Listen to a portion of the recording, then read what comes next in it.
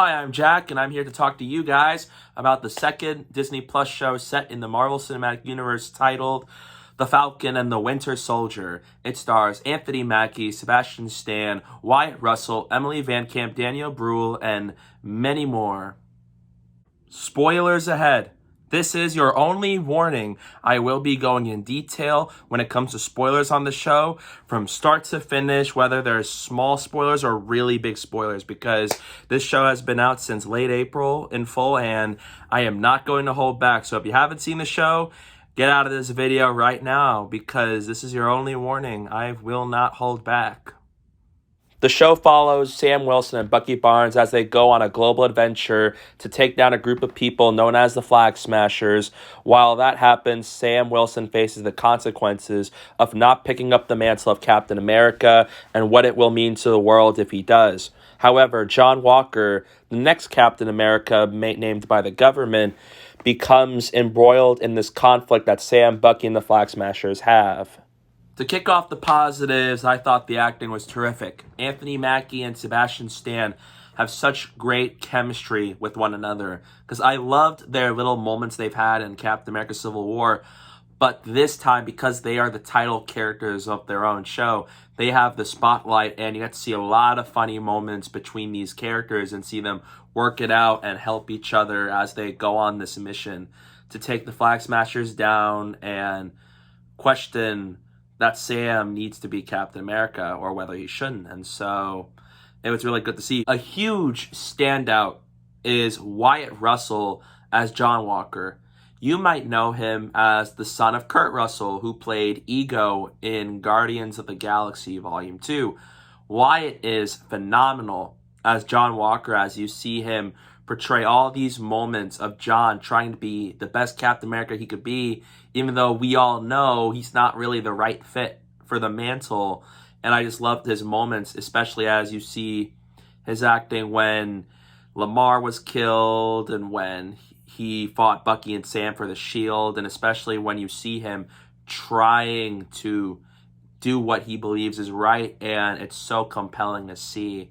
And Wyatt Russell is such a good actor when it comes to playing a character like John Walker. He easily brought in, he sold the complexity of this character, and it's so good to see. He's easily one of the best characters in the MCU that we've seen in the past few years, especially on Disney Plus shows. Daniel Bruhl is great as Zemo. He returned as Zemo since Captain America Civil War, and I was a bit surprised with how they handled his character, especially as he's not much of a villain on the show, but rather he's a character to help push the story forward and to help progress Bucky's character arc. And he gave us great moments, and Daniel does a terrific job portraying Zemo, even in scenes like this.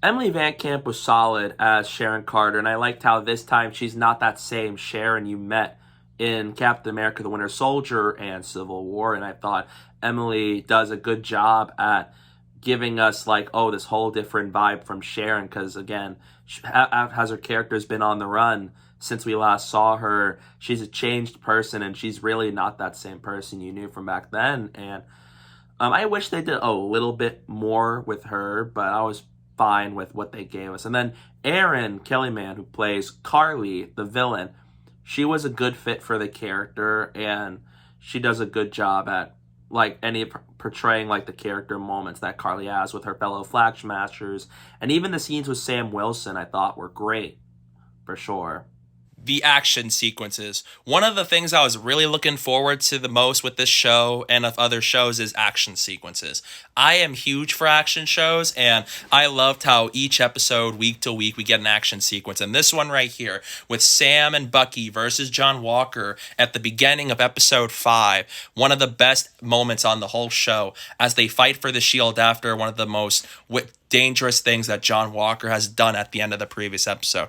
It's the fight sequences are engaging, they're awesome, and they're so intense to watch, and it gives me vibes from Captain America the Winter Soldier, which easily has the best fight sequences out of any MCU movie, and this show carries that when it comes to the action sequences. Another great thing about this show, and I think one of the reasons why this is one of the better MCU properties we have, is character development.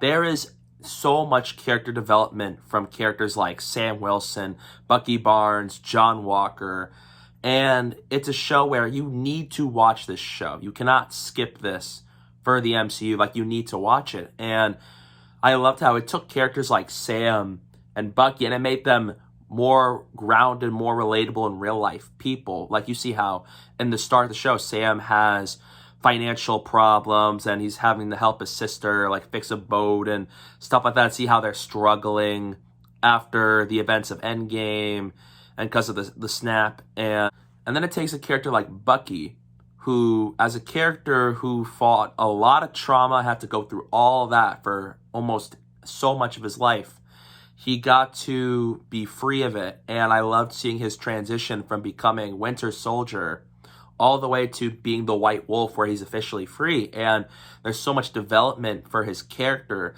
that by the time you see him, whenever he shows up next in the movies, you would have missed out on so much development if you skipped the show. And that is why character arcs, it's so well done in a movie like this. This is easily one of the most character-driven properties in the Marvel Cinematic Universe by far. And I really like that a lot. And I think it really does a good job at developing all these characters and making them more relatable people. And even John Walker, a man who's a perfect soldier, but he's not like Steve, and why those are not a good mix when it comes to being Captain America. And so you really see throughout the show how John Walker sort of starts to go mentally crazy with being Captain America, and especially as when he got the serum, you see him change, and how in the end, he gets a redemption arc because he's not a villain. He's just a complex character on the show. And it's another big reason as to why character arcs are so good on this show. Another thing I like about the show are the suits. There are a lot of great suits on the show. Bucky's suit, John Walker's Captain America's suit, and the Zemo mask and all that. But most importantly, it gave us this. Sam Wilson's Captain America suit is absolutely mind-blowingly amazing. I remembered when episode 5 ended, I was really hoping to see the suit, and we did. The next episode, of course. And when we saw it, I was so happy because it looked so faithful to what it looked like in the comics. But please, I really hope they do not change Anthony Mackie's Captain America suit. It's already perfect as it is, and it's beautiful. And I really do not want them to make so many upgrades or change it, because this suit is amazing. It's easily one of the best suits in the entire MCU we've had to date. It's one of those suits where it already looked so good that I don't think there's any need for an upgrade to the suit. So I hope in the sequel Captain America 4 movie that they keep the suit as it is. One thing I noticed this time around is before the making of this video, I watched it all as a movie, and I think it actually makes the show a lot better, because when you watch it like a 6-hour movie, that there's tension added to the show. It makes it a lot more urgent, and it makes the pacing better when you watch it all together than when you watch it separately, because then it makes it much more cohesive. Oh, and the finale is so great. It was so satisfying to finally see Sam Wilson become Captain America, Bucky free from his past as the Winter Soldier, and John Walker gets a redemption arc, and the Flagsmashers stuff is defeated. But one thing I forgot to mention is the Isaiah Bradley plotline. Isaiah Bradley was such a marvelous character on the show because he helps push Sam Wilson's arc forward and show you kind of like what happened to him, because he was also a super soldier like Steve, except Steve was praised for what he did, but Isaiah, they treated him so poorly, and it really shows you the two different sides of America, and even kind of tackles into all these modern day issues happening right now. And It's so great that they make sure it works in a way that keeps the story as good as it is, and to keep it focused and keep it progressing all these character arcs, and seeing his arc wrapped up in a way where now everybody will know what Isaiah did for the country, especially as Sam Wilson is now Captain America, and he gave him his own exhibit, is so emotional to watch, knowing it's like, after all those years of pain that Isaiah had to go through,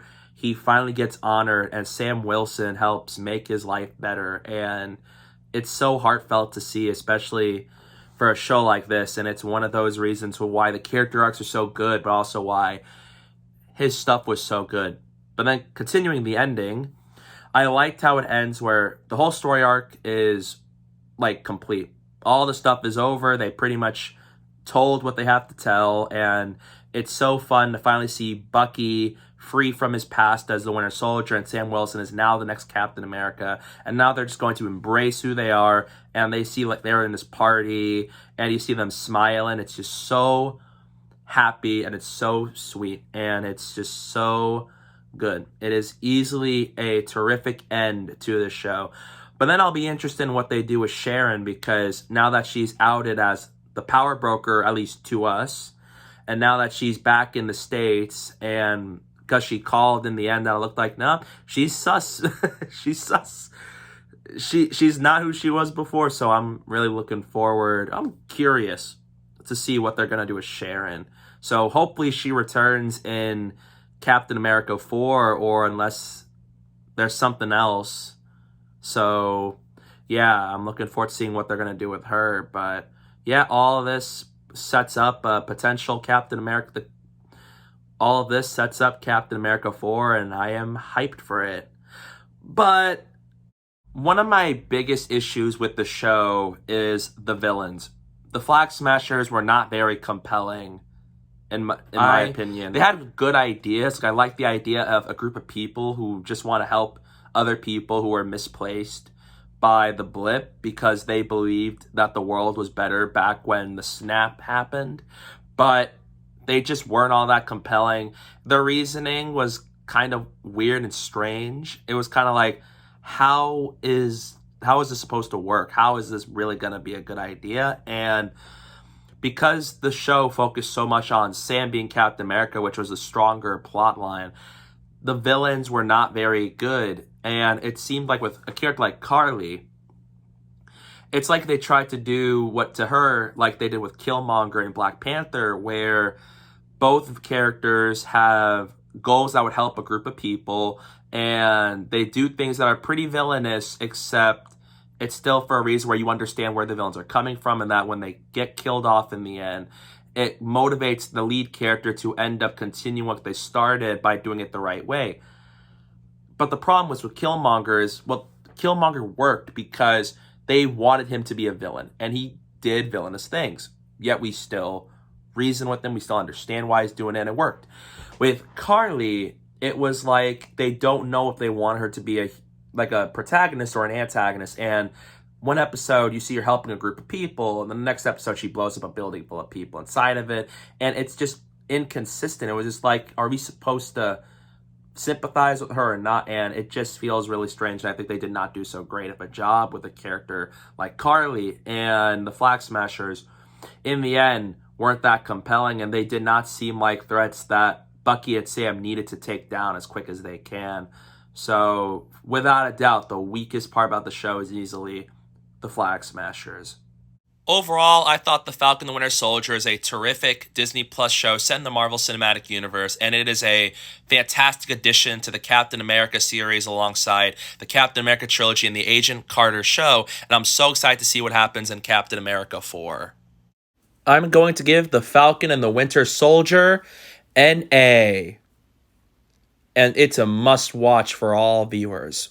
Definitely check out the show. It is a welcome addition to the Marvel Cinematic Universe, and it does such a great job telling these characters' stories, pushing their arcs forward into new places, and ending them in a place that leaves you excited for what they're going to do next, especially in Captain America 4. So this show is easily a welcome addition to the Captain America franchise. and I cannot wait to see where these characters go next. So, those are my thoughts on the Falcon and the Winter Soldier. Well, now known as Captain America and the Winter Soldier by the end. But anyway, what are your thoughts on the show? Let me know down below in the comments section. Give this video a like and subscribe for more. I will be doing more MCU reviews, probably WandaVision, maybe something for Loki, or until Black Widow comes out. So yeah, stay tuned for those reviews and more MCU to come. So don't forget to subscribe for more.